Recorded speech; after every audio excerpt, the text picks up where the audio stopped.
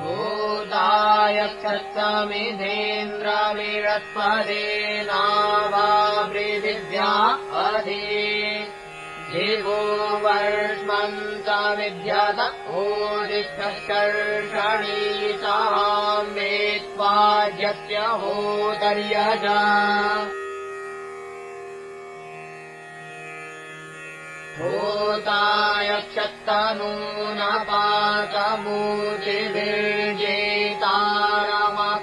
भूतायक्षत्तनूनपातमूर्तिभिर्जेतारमपराधितम्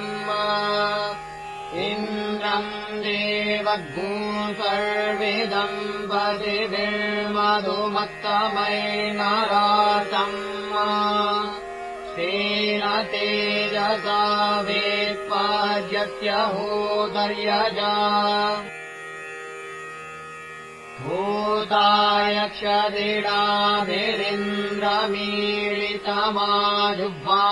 भूतायक्षदिडाभिरिन्द्रमीलितमाजुह्वानममर्त्यम् देवो देवैः सवीर्यो वज्रहस्तः पुरन्दरो येत्वाज्यस्य होतर्यजा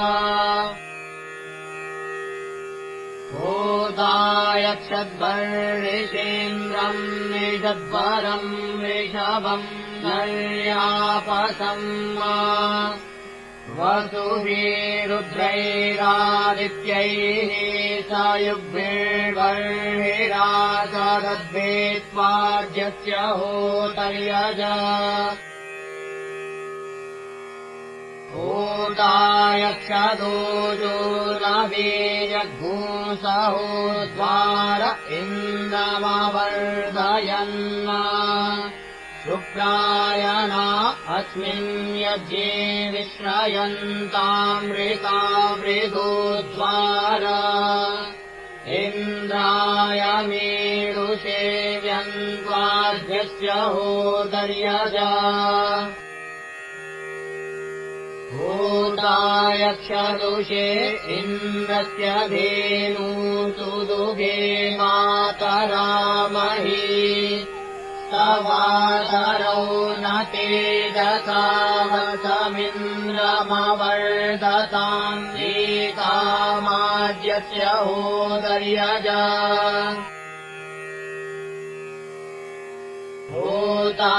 भूतायक्षदेव्या होताराभिषजा सखाया हविषेन्द्रम् विसज्जतः कवि देवौ प्रचेतसाविन्द्राय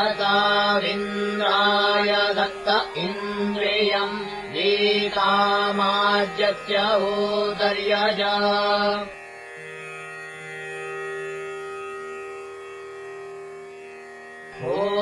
भूतायक्षत्तिस्रो देवेर्न भेषजम् त्रयस्त्रिधातवो अपद इडा सरस्वती भारती महीः इन्द्रपत्नीरविश्वदेव्यन्त्वाज्यस्य होतर्यजा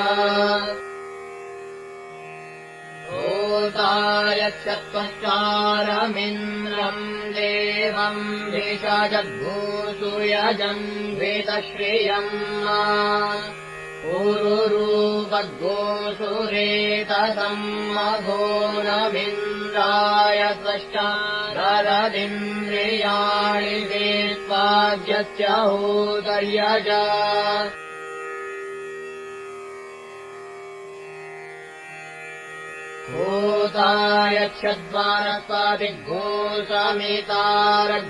भूतायक्षद्वानस्पतिघोषमितारघोषतक्रतुम् दियो जोषारमिन्द्रियम्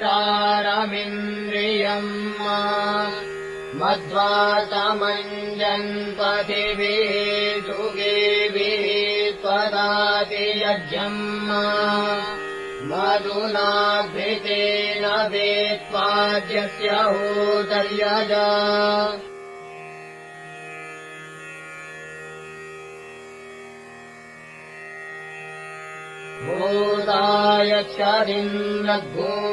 भूतायक्षदिन्द्रघोस्वाहाज्यस्य स्वाहा मेधसः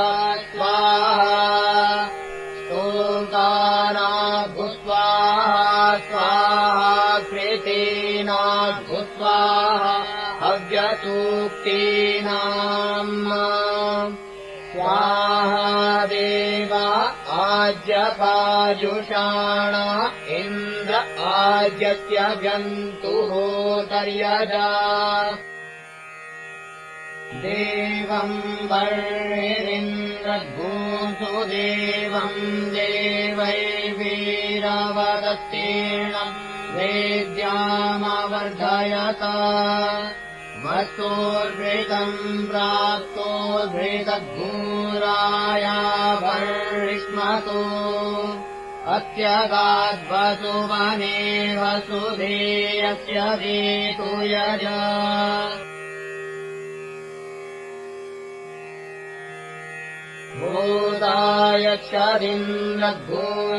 भूतायक्षदिन्द्रद्भूत्वाज्यस्य स्वाहा मेधसः स्वाहा स्तोङ्गानाद्भुस्वाहा स्वाहा कृतेनाद्भुस्वाहा हव्यसूक्तीनाम् स्वाहा देव आज्यपाजुषाण इन्द्र आज्यस्य जन्तुहोतर्यजा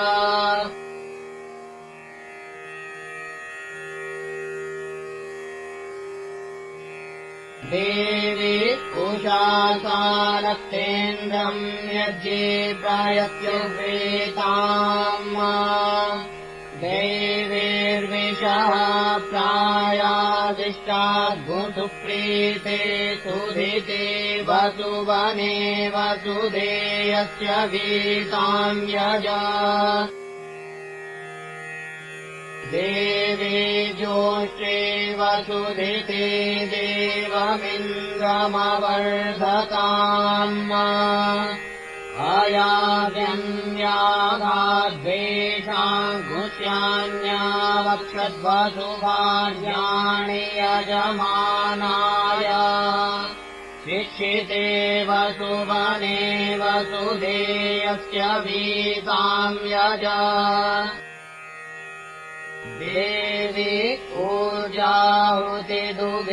सुदुगे पयसेन्द्रमवर्धताम् ईशमूर्जमन्यावक्षत्रभिद्भूतपीतिमन्यानवेन पूर्वम् दयमाने पुराणेन नवमधातामूर्जमूर्जाहुति ऊर्जयमाने वसुभार्याणि यजमानाय शिक्षिते वसुवने वसुधेयस्य वीताम् यजा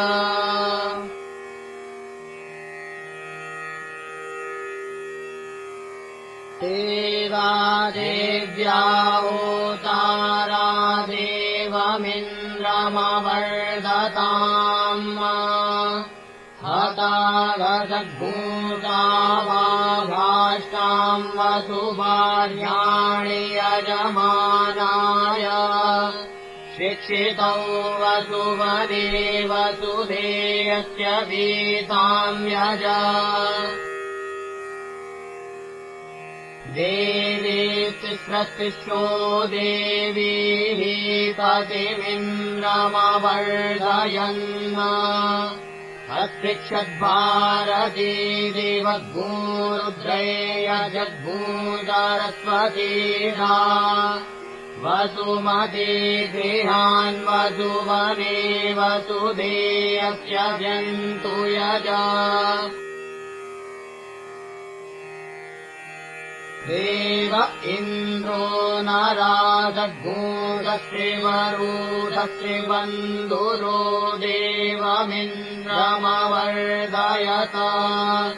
शतेनशितिपृष्ठानामाहितः सहस्रेण प्रवर्तते मित्रावरुणेरस्य होत्रमर्हतो बृहस्पतिस्तोत्रम् अश्विनाध्वर्यवम् वसुवने वसुधेयस्य वेतु यजा देवो देवैर्वनस्पतिर्हिरण्यपर्णो मधुशाखः सुविप्पलो देवमिन्द्रमवर्धयत देवमग्नेनाद्विशदान्तरिक्षम् पृथिवीम् ऋग्गूहेद्वसुवने वसुधेयस्य वेतुयजा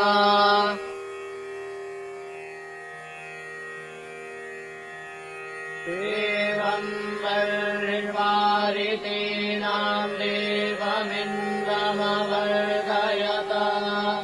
स्वादकमिन्द्रेणा सन्नमन्याभर्णे भुष्यभूदा वसुवने वसुधेयस्य वेतुयजा देवो अग्निः सृष्टविद्देवमिन्द्रमवर्धयत सृष्टम् कुर्वन् सृष्टवित्सृष्टमद्य करोतु नो वसुवने वसुधेयस्य वेतुयजा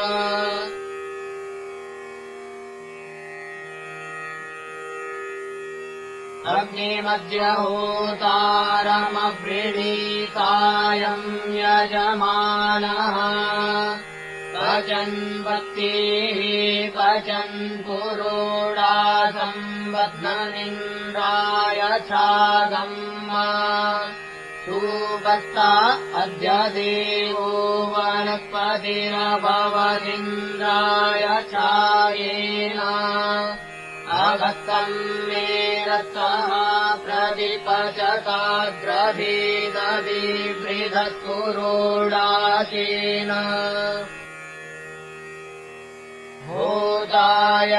होतायक्षत्समिधानम् महद्यशातु च विद्धम् वरेण्यमग्निमिन्द्रम् वयोधतम् गायत्रीम् छन्द इन्द्रियम् त्रयदिङ्गाम् वयोदरद्वेत्वाज्यस्य होतर्यजा होतायक्षत्तनो न पातमुद्भिदम् यम् गर्भम् अदितिर्दधे शुचिमिन्द्रम् वयोधतम् उष्णेहम् छन्द इन्द्रियम् दित्यवाहम् गाम्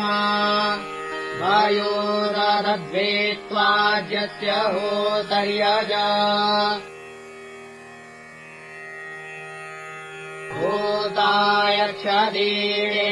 होतायक्षदीरेण्यमीडितम् वृत्रहन्तवम् ईडाविरेभ्यग्भूतः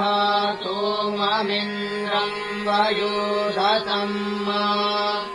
अनुष्टुभम् छन्द इन्द्रियम् पञ्चाविङ्गाम्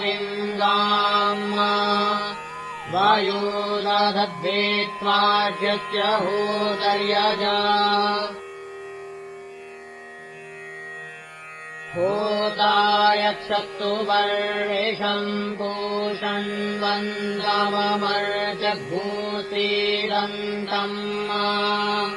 वर्णिषे प्रिये अमृतेन्द्रम् वयोधतम् देहतीम् छन्द इन्द्रियम् त्रिवत्तम् गाम् वयोदधद्वेत्वाज्यस्य होतर्यजा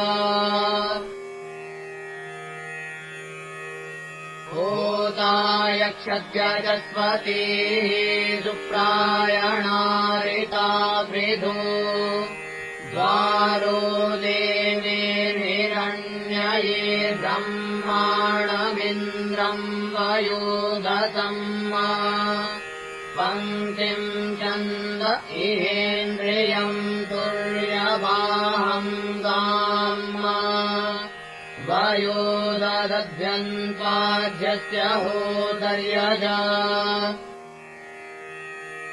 होतायक्षत्तु पेशसा सुशिल्पे बृहति उभे नक्तोषासा न दर्शते विश्वमिन्द्रम् वयोदसम् विष्णुवम् छन्द इहेन्द्रियम् तष्टवाहम् गाम् वयोदधद्भीतामाज्यस्य होतर्यज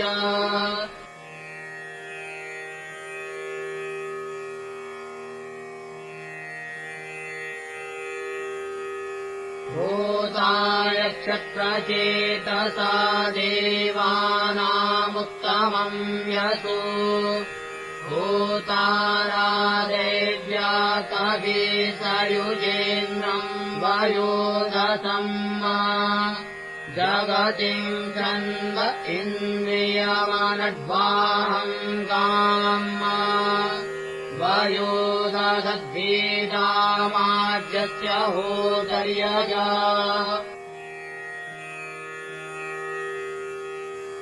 होताय क्षत्रे षट्वते तिस्रो देवी हिरण्ययैर्भारते बृहतेर्महीपतिमिन्द्रम् वयोदसम् विराजम् छन्द इहेन्द्रियम् धेनुम् गाम् न वयोदधद्यन्त्वाज्यस्य होतर्यज होताय क्षत्सुरेतसम् तुष्टारम् पुष्टिवर्धनम् रूपाणि बिभ्रतम् पृथक्पुष्टिमिन्द्रम् वयोदसम् द्विपदम् छन्द इन्द्रियमुक्षाणम् गाम् न वयोदधद्भेत्वाज्यस्य होतर्यज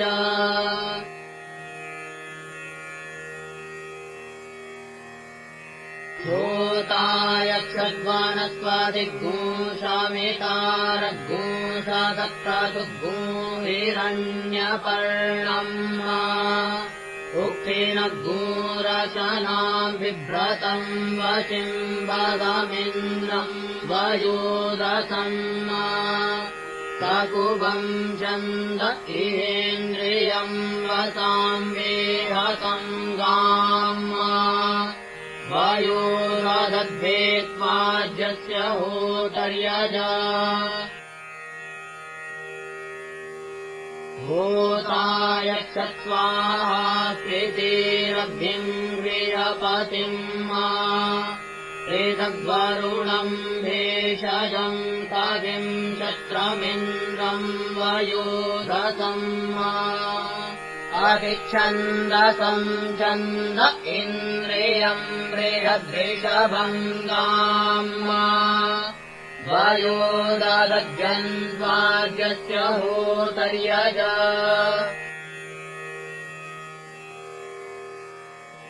देवम् बर्हिर्वयोदसम् देवमिन्द्रमवर्धयत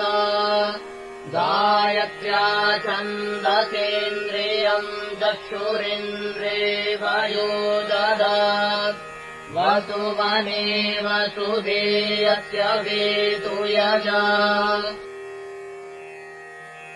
देवेर्द्वारो वयोदधद्गुंसुचिमिन्द्रमवर्धयन् उष्णिहा छन्दसेन्द्रियम् प्राणमिन्द्रे वयोदधात् वसुवने वसुधेयस्य व्यन्तो यजा देवी उषासा नक्ता देवमिन्द्रम् वयोदसम् देवी देवमवर्धताम्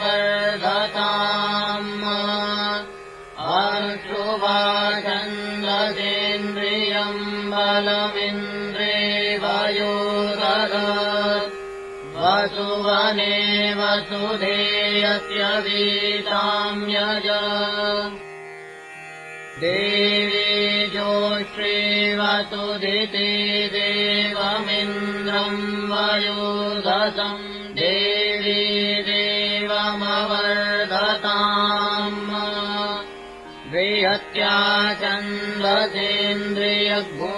श्रोत्रमिन्द्रे वायो दधात् वसुवने वसुधेयस्य वीतां यजा देवी ऊर्जाहुते दुघे सुदुघे पयतेन्द्रम् वयोदसं देवी देवमवर्धताम् पङ्क्त्या छन्दसेन्द्रियगो शुक्रमिन्द्रे वायो दधात् वसुवने वसुधेयस्य वीतां यजा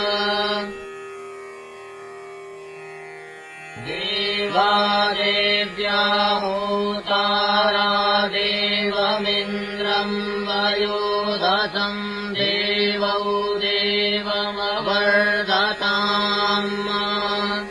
पृष्टुवा छन्दसेन्द्रियम् द्विषिमिन्द्रे वयो दधात् वसुवने वसुधेयस्य वीतां यजा देवी तिस्रो देवेर्वयोदसम् पतिमिन्द्रमवर्धयन् जगत्या छन्दसेन्द्रियगोषमिन्द्रे वयो दधात्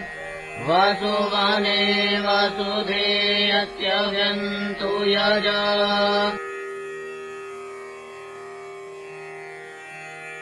देवो नरासद्भूतो देवमिन्द्रम् वयोदसम् देवो देवमवर्धयत विराजा छन्दसेन्द्रियगोरूपमिन्द्रे वयो दधात् वसुवने वसुधेयस्य वेतु यजा देवो वनस्पतिर्देवमिन्द्रम् वयोदसम् देवो देवमवर्धयत विपदा छन्दसेन्द्रियम् भवमिन्द्रे वयो दधात् वसुवने वसुधेयस्य वेतु यजा देवं वर्णिद्वारितेनाम् देवमिन्द्रम् वयोदसम् देवम् देवमवर्धयत पकुभा छन्दसेन्द्रियम् यज इन्द्रे वयो दधात् वसुवने वसुधेयस्य वेतु यजा देवो अग्निः शिष्टकृद्देवमिन्द्रम् वयोदसम् देवो देवमवर्धयत अतिच्छन्दसा छन्दसेन्द्रियम् छत्रमिन्द्रे वयो दधात् वसुवने वसुधेयस्य वेतु यजा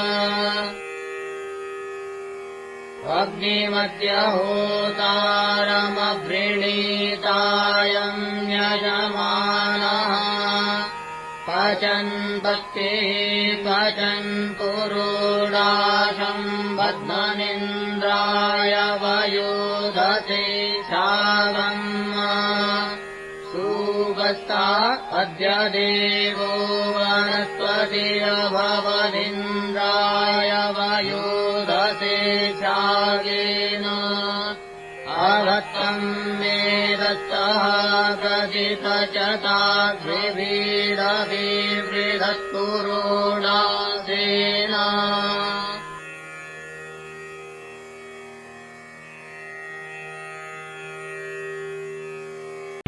विदेशेषु मान्य स्वदेशेषु धन्य